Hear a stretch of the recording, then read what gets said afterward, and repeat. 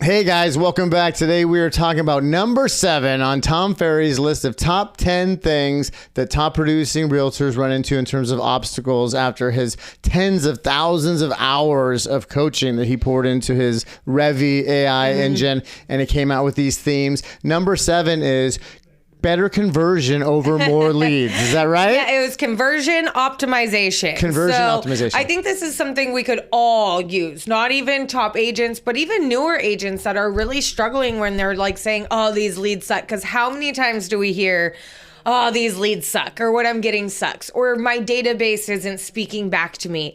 Yeah. And we talk about this and we have to think of we talk about it as being Play-Doh, right? It's really hard at first, but the more touches, the more conversations, the more things you do, the more it starts to get more pliable and malleable. Or move. Yeah, you can move it more. I almost tried to put those two words together.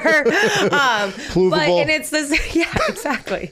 But Pluto even a planet anymore? No, I don't think it is. It's just a big asteroid. I don't think it is. But so same with these kind of leads, right? A lot of us have the expectation of making the first phone call and we're supposed to close the deal on the call, right? And who knows where they're at on their timeline. They could just be, like say it's a buyer just starting the search. Exactly. Like they just started at Google, you get a lead, and they're like months away from pulling the trigger. Right, and you're trying to shove it to them right now, and they're like, whoa, we just started this process. Yeah. So I think first we kind of have to put it into two buckets, because one, we have our leads or our people that we have that we know. So like, how do we convert those people? And then we have more of the colder ones, like the realtor.com, Zillow.com, or, the leads, like our cold leads when we're trying to call agents. So yeah, like I met somebody at a happy hour and then I want a title order the next day. Exactly. But I got to see them again, and then we got to sit with them and get to know each other, show them what we're about. Build some rapport a little bit. Yeah. God forbid, ask them some questions. And then there's like the whole energies. Do they fit? Are we a fit? Yeah. Or is our philosophy and how we approach our job even fit in their universe on how they see their job?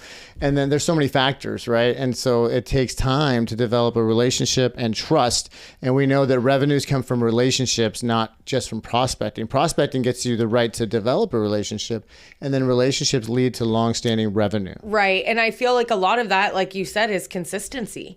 Yeah. And so for your people that you want to nurture now to get them to convert, or people that you've met to be able to say, oh, I know they own my house, we do soccer together with our kids, or whatever it is, how do we consistently follow up with them? Well, I think first and foremost is we have to have some kind of automatic, which we talked about last week, an automatic campaign or drip that they get consistently once a month of a market. It has to be valuable. It has to be timely. So like market updates, what's going on with inventory, what's going on with rates, what's going on in the community. Make it about them, make it personal, but it has to be consistent. And that's what, like, first and foremost on nurturing your database leads is you got to speak to your database. Yeah, you got to communicate. You got to communicate to the database. It's so simple, right? But then you have these buckets of not right now and then right now business, right? And if you're sending an email newsletter and you're following up with a text and you're following up with social and then you're calling them, the right now people, aren't they going to say, excuse me, we want to go see properties. We need to get out of this house. We need to buy a house. We need a bigger house. What those right now people, they're going to let you know if you're consistent as a horizon, right? The later people are like, oh, we're just kind of cruising. We just walked onto the car lot. We're not ready to sign on the dotted line. Yeah. We're just checking things out. Yeah. You know? I mean, I've gone to like 2 different car lots, still trying to just look. So you could buy a car maybe this fall. Yeah, maybe, I know I want one. I know what I'm looking for, but like I go to the lot and I just don't want to pull the trigger yet. Like we're still just in that like marinating phase. So I think one of like optimizing conversion, one of the things is get on the phone with them and see where they're at. Yeah. Hey, where are you in this process? And just be direct. Well, that leads to number 2. So you always like to jump ahead. I'm jumping ahead again. I'm living in the future. First is making sure that we're speaking to the database, having that consistent outreach of value of market times, what's going on in the market, updates, community things. So we're easy to find. We're consistent communication. Yes, we're being consistent with the communication. But second, for the conversion, is you really got to like up the buyer-seller consultation. You got, like you said, ask better questions. Oh, that's so good. So that's really where it comes into play. It's like, we have to get the motivation. We have to get the time down. Like, we can't just go in there and having our agenda of like, okay, we're going to list the property. This is what we're going to do, what we're going to do. We have to ask better questions. And it's so hard for us, right? Because we're like, this is where a little bit of coaching comes in, because you're coaching them through the process of selling their home and buying their home or flipping a house or whatever you're dealing with. And I want to hear them and then tell them how great I am and be like a whirlwind and take over the conversation, right? But when the words listen don't relate. So when you ask them and then listen, and then ask them a follow-up question so they go deeper. So like, where do you think you're at in the process? Well, we, have grandparents that are aging out in Idaho, and we'd like to get out there by Christmas. Christmas with our grandparents would be awesome. And here we are in March. Yeah. Like, you got a little timetable, right? But if it's like, we got a job transfer where we have to be there by the 15th, okay, different timetable. But if you're just if I'm just talking about me and I'm dumping and talking about my experience and what happened here and how great I am and how we move you through the process and how you can trust me to be the best and get the best deal with the best time and the best terms, then I didn't even hear the motivation. Yeah. And that happens a lot with all of us salespeople, right? Oh my gosh, totally. We've heard stories before where agents have lost deals because they go in with their agenda of, hey, this is how we're going to market. We're going to have this many open houses and we're going to do this and we're going to run all these ads. And the whole time the seller was saying, I want to get closer to my grandkids on the East Coast. Right. I want to be closer. They're giving you the answers to the test. I want to be closer, quicker to my... And so when they were talking about market and putting on the market and on market times and stuff, the seller just completely blacked out because that's not what they wanted. They did not want to go on the market like that. They did not want to have weeks of open houses.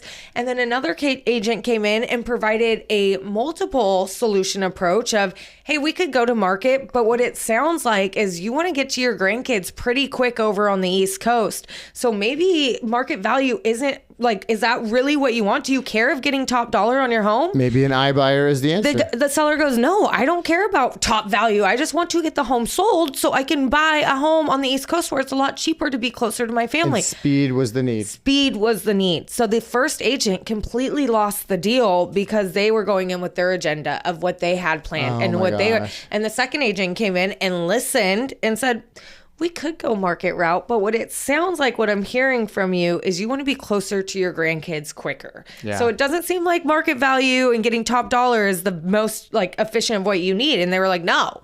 They're like, hey, would you take a cash offer? Let me go talk to 3 investors that I work with and I can come back with some cash offers and we can see if that would be. They were able to close in 7 days. He was able to buy his house on the East Coast and get the hell out. Wait, so they came up with a solution that was like custom designed for the need of the customer? Yeah. How did they do that? By listening. Oh. So, and that like created more questions, going deeper with the clients. Yeah. And so that is really, I think. And they converted, optimized their conversion. It's funny. Sorry to interrupt. No, I think that's the most important thing. How many times do we go in there and we have sphere of influence and things to do with it, circle prospecting and things to do with it, distressed sellers and things to do with it, and then getting to attorneys and B2B, and we have our track and we have our train runs very nicely on our tracks, and every once in a while we're really good at building rapport and asking questions, and we hear something way off in the distant land that we don't visit very often on our tracks, and most of the time we catch that and then we veer and listen and then come up with a tailor-made solution for that. But sometimes we are so in our 4 pillars and we're just like, whoop, missed the whole cue. So we're in this together, right? Yeah. We are in this together because, we do it so frequently. You just get on these rails. When I feel like after, 8 years of us doing this together, going to be 9 in May. Oh my gosh, right? Is it going to be 9 in May? Wow. Producer girl, Katie? 9 in May? Because you guys were 8. Oh, so it's going to be 8 in May. I always like to. Our lovely Katie, everybody. I'm like, wait, where are we at in time? But we have gotten a lot better because we're in coaching too. Yeah. And we've gotten into coaching, and one of our coaches tell us, listen, don't relate. Right. So we've gotten a lot better about asking questions about where they're at in the journey. Yeah. What do they like to do? What are they scaling up? Are they scaling down? Are they happy where they're at? Exactly. So we've gotten a lot better about asking those questions and then really tailoring, because we have what we know, what we got down to the core. And then we're good at tailoring what they say and finding something that we got in our back pocket or tool belt to be like, oh, well, hey, I heard you said you really want to do events. That's what you love to do. You love to be in front of people and getting groups together. Let's try this avenue, or let's try this. So we've gotten really good at being able to tailor what they say to find what we have to be able to fit it to their tool. Well, I mean, and talking about conversion optimization in your business. It's great. Let's chunk it back up to, okay, communicate with them consistently, which is so basic. But value too. Not Value. just like stupid BS shit of like stuff they'll give a rip about. Yeah, right? stuff they actually care about. Like, I care about humane society, animals, those kinds of things. So Farmers markets, concerts in the park. It's kind of crazy. In your CRM, you guys, you can tag and put things like that the person likes or that they're related to. So if they're a pet lover and you find a really cool article and you have them tagged as a pet lover in your CRM because you know they have 4 dogs and they love dogs, and you find a really cool article about the Humane Society or something, or a volunteer program that they're doing or an adoption thing, and you can go to all your pet lovers that you've tagged in your CRM and send them that article. That's cool. That's talking specific, tailored value to your people. That's what I'm talking about. Does that take time to build out in the CRM? Yes. But Yeah, but do you want to convert, or do you want to have a whole pipeline of leads you never talked to? Exactly. So communication of value and of specific interest to the avatar customer that you're kind of communicating to and nurturing, and then going deeper, asking questions and listening. Tough for the human animal, because we are the star of our own show and we got coming in with an agenda. So I got to ask questions, listen, encourage further and more information on that question, and then tailor make my solution or my approach. If they're a year out, cool. They go in a different bucket. If they're like, next week we got to go, hey, I got to get to work for you. Year today. out also means 6 months usually. Cut it in half. And what else can we do to go deeper and convert at a higher level? Well, I think third for like our people, like social proof is huge. So, you know, because a lot of the people you're nurturing in your sphere, or people that have said like, yeah, we're thinking about selling or buying, those kind of people, you want to have that credibility, because you're probably friends with on social media with them. And if you're not, be friends with them on social media. It's a good start. That's a good place to start. But you got to have that credibility, that social proof build up. You got to have your testimonials on there. You got to have your walkthroughs, open houses. Like, I don't care if you don't have any listings or things to go to caravans, go preview houses and post those. Like, people still see you active and out there. Like, you don't have to promote it as your listing, but go out there and show like, hey, we're walking this beautiful home in Point Loma today. If you know anybody who's had thoughts of purchasing in Point Loma, we may have their dream home. Like things like that. I think of the third-party endorsement as critical. And we think, nobody gives a shit that I helped my uncle find a condo when he's downsizing from his big house and that I did a great job. But I know it to be different, because my wife does all the travel scheduling for us, and she relies so heavily on the remarks that people leave reviews about an Airbnb or a restaurant, and she like pays attention to the nuanced, like, service was slow, I felt ignored, like stuff like that. And the writing of the testimonials, and whether it was good or bad, etc., determines if we go there or not. If she sees bad reviews, she's not going there. We're right? skipping it. Yeah, we're completely. not going to go. And so when people, that's what they're, because we can do our little song and dance and tell you how amazing we are, but most of the time an agent comes to us when another agent said, you got to talk to them. They care, they have solutions that really work, and then it's just a layup. No, totally. That's how we got this listing this morning. I was in they put us in a text with another agent, and our agent said, you have to work with Ryan and Haley moving forward for your title business, for your listing. He opened a new one with us right away, which those are the layups. But now it's on us to continue to build that value, to continue to show him why he's going to be switching his title all over to us now and earn it. And earn it. And it's on us. And that's where the constant communication comes into play. All that. But and caring, really caring. Really caring, and really helping them on their business of like, hey, let's take this one. If you want to market, let's get more around it. Like, we know how to, we know that we have that to our core. We know how to help agents do that. For sure. That is one of our things where I'm like, we got you on that. We can help you with that. We're not great at everything, but we're great at that. Like, I know we can help with that. But that's exactly how we got that, was a referral from an agent who he said, hey, I have this listing. I'm not super stoked with the title people I've been using. She instantly was like, you got to use my people. She put us in a text with him, and he That is so cool. So that's like exactly how that works. And the person that referred that, you probably asked questions. You got answers. You cared. Yeah. You asked deeper questions. She knows about you,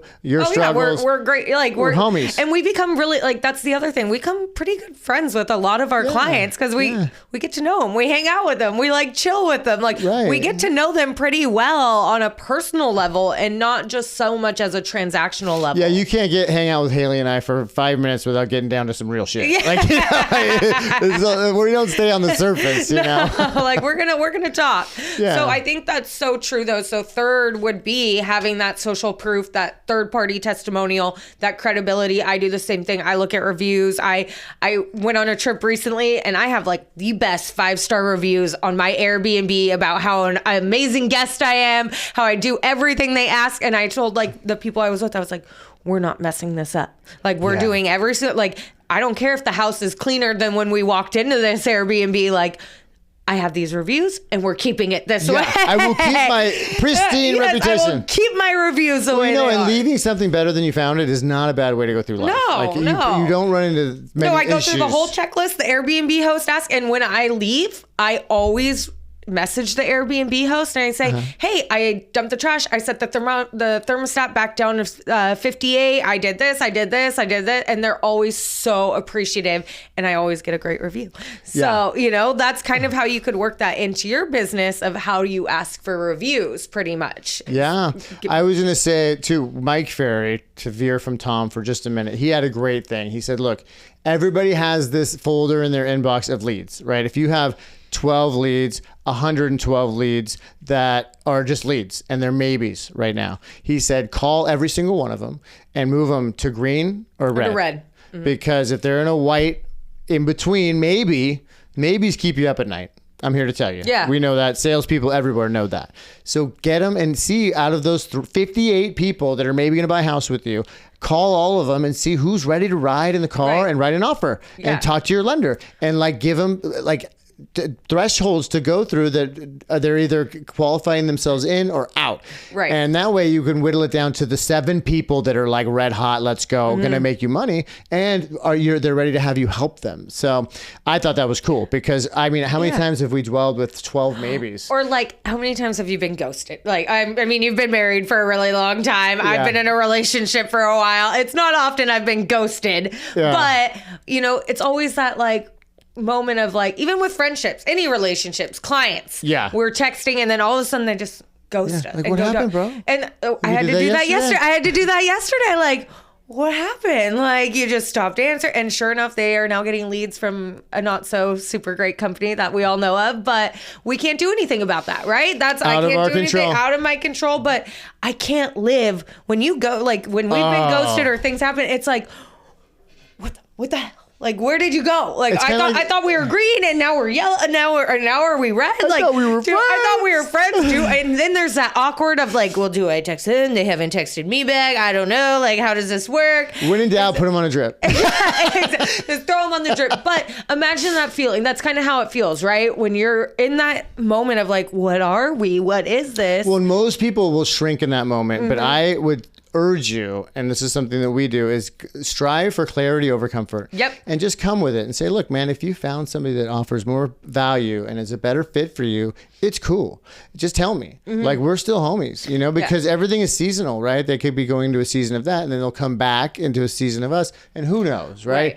But we want the best for everyone that fits for them. Right. And sometimes we're that and sometimes we're not, and that's okay. Yeah. But I just hate it when they just ghost you and don't tell you. Yeah. Well, I think of the psychology too is like, if I was to put myself in a realtor's position and, I have this great lead, I show them 3 or 4 houses, we connect, we're super friendly. And the next thing I know, I don't hear from them for a couple months. And then I see on social that they bought a house with somebody else. That would probably sting a bit, right? Like that would probably hurt. Now, if they would have just told me after the 3rd time I showed them a house, like, hey, actually my cousin just hit me up, saw I was looking at properties, they're a realtor, and like, I feel really, really bad doing this, but like, I have to use them. That would make me feel a lot better having that, knowing, hey, their cousin's a realtor. I showed it wasn't on me. Wasn't on me. I communicated with value. Yeah. I asked questions. Because what happens if you don't do that? And then you see that post and you're instantly shrinking inside. You're like, what did I do wrong? How did I fuck this up? How did I mess up? Like we do that all the time. All the time, because the brain is built to identify threats, and it's saying the cortisol pumps in. It's like, what did you do? How did you screw? Sometimes it's not me. Sometimes it's just something happened. Yeah. They were they were caught up in the emotion of seeing an open house and wrote wrote an offer that day. Who knows? But that's why you have to have a lot of irons in the fire. Yep. You have to have consistent approach with massive action so you get massive results, because some are going to fall out. And have the clarity of like, hey, am I your person? Like when you go to write an offer, or when you go to write in an offer and I'm your title people, you write us in, right? Like we're your people. Like I need to know. And like if we get a couple of them, cool. Like we just need to know. We're good with that. I'm Where good do we with. stand? I just need to know where we stand. Like I don't want to have to be sitting there checking your reports all the time and be like, why did this one not come to us, or this one, like what happened? Like, and if you work with us, you know that's not how we roll. Like we're not gonna beat you over that. We're not the guilty ones of like, oh, why didn't you use They're like, us? no, I give you every other one. I say, oh, actually, I answer my phone every other time. Like, Just kidding. Okay, moving on. Okay, so those are like who you have in your sphere, your people. Now, if they're like cold leads. Okay, cold leads. What do we do? We'll rapid fire this one. If you have cold leads, if you met them open house, realtor.com, you have all these leads coming in. They DM'd you on social out of nowhere. We got to be better with our pitches, man. We cannot have a generic like, hey, this is Haley with Tycorn Title. I'm just making sure you have all your title needs met. Like, no, we got to go in straight. Cut the jugular, right? Like, or just get straight to the point of, hey, it's Haley. I have you set up in a search. I noticed that this is what you're looking for. And we have 3 tools in our sphere of influence that could really help you maximize getting more conversion out of your sphere. Bam. I'd love to sit with you and see how that sounds. That's worth listening to. Yeah. Easy. Or they're like on Pluto, not ready for any kind of growth, and they're chilling and they're like, nope. Exactly. So you really have to open up the call with like straight value right away. Straight fire. Straight fire, straight value. It's a fuck yeah or it's a fuck no. Right. So if you have them on a search and you get a notification, they're pinging on houses. You call, hey, I saw that you were looking at 3 bedrooms, 2 bathrooms. How can I help? Can I get you more of those 3 bedrooms, 2 bathrooms? What area are you looking to target? You got to go straight in with value about them. Yes. About them. Yes. Like it cannot be the hey, like I noticed that you happen to be walking your dog around my open house at 123 Main Street. You popped in. Do you have any questions about the open house? No. Like, no, you got to be, hey. Move them into action or not. Exactly. Right? And so Okay. that leads into number 2 of like, when you're having these conversations, you have to close with micro actions. Okay. So many of us want to close with the listing on the contract, with the new order and the title. Like so many, which is great when that happens, right? We get stoked when we get those one call we're closes. jumping up and down. We're like, oh, we still got it. Still got it. But a lot of that takes, the multiple touch approach. And luck. And luck, but you have to have multiple touches. Well, the with harder these I work, the people. luckier I get too. But no, Right? I like the come in straight with the value. And then A micro commitment micro close. action. So we usually give our people homework after a meeting, Yeah. like, hey, send us 5 addresses, or pick one that you really want to do heavy circle prospecting around, like that you sold last year, and get another listing Let's around set a it. follow-up meeting after this to, Yeah. let's set up for 2 weeks, 3 weeks to do a check-in on how this is all working out, how this is going. Precisely. So we set those little micro actions. So, hey, can I set you up on our campaign so you know what's happening? It looks like you farmed 92101. I'd love to send you market updates on 92101. And then do the thing, because then you kept the promise. And small kept promises build what? Trust, credibility, all of that. So Yeah. we have to learn how to close with those little micro actions and not try to go in with the big sweeping close of getting all your title orders for an ever and ever Forever and ever, and like, your children's too. We're cool with like 1 or 2 to start. See how we work. Build those small micro commitments that we've kept. And they're like, holy cow, they do what they say. And next thing you know, it's a no-brainer on who they're giving their titles to. Nice. So I think that's really important. And they go from cold to warm. Yeah. Okay. And then for the third one here, we've talked about it, having the consistent follow-up. Things do not close first call. Right. It takes consistency. You have to have persistency too. Consistency and persistency. Nice. We have to make sure that we are following up. Either, like you said, either they're a yes or a no. We have to follow up until we get a red or a green. Absolutely, because you could be speed to lead. You could have gone in straight to value. You could have had a better pitch, and you did everything right, and they're months away from And you acting, never followed up. right? And so what do we have to do? We have to do all that right, and then be consistent, and then stay top of mind, and then drip on them. And then when they're ready to take the action, some higher percentage of those people will come back to you. Right. Right? I mean, what was the stat? Most agents quit in the first 30 to 40 days. Yeah, oh my gosh. And then most convert after 6 months. Yeah. Buyers. I think it was buyers specifically. specifically. Yeah, but I think it was like from Boomtown or something like that. And most agents give up around like the 45-day mark, like the Right. 2.5 months. Like, oh, they're not a lead. They're not a lead. They're not working. And then they forget to do any follow-up after that. They're just gone in the wind. Yeah, I got to focus on these other guys. Focus I on the guess. ones. But there's no follow-up after that. So what happens when they are 6 months down the road and they're like, okay, it's time to pull the trigger? They're going with the person that they just saw, that they Right. just marketed to. Yep. So you have to have some kind of follow-up system where CRM, AI, all these things are really making it a lot easier to have these kind of follow-ups.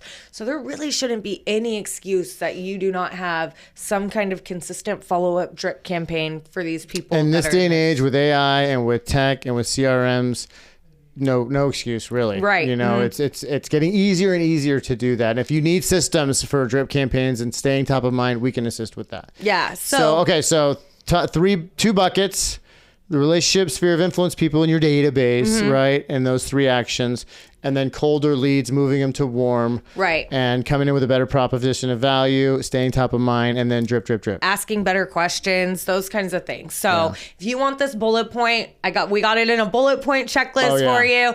So if you want that, please hit us up. We can help you with that in scripting, all those kinds of things. That's what we're here for. So All right, and we will be back with number 8 next week. And happy Conversion Optimization Friday.